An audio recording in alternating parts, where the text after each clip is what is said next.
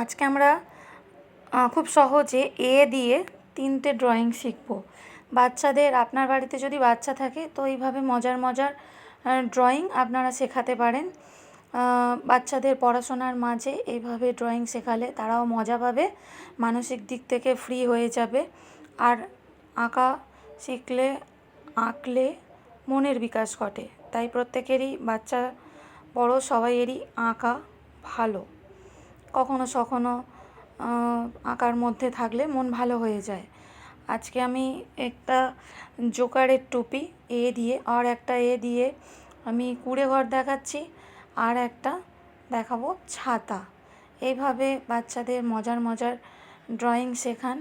আর আমার channel easy drawing by Rinku কে please subscribe করে নিন। এরকম সুন্দর সুন্দর সহজ আঁকা আমি দেখাতে থাকি, তাই আমার চ্যানেলটির পাশে থাকবেন।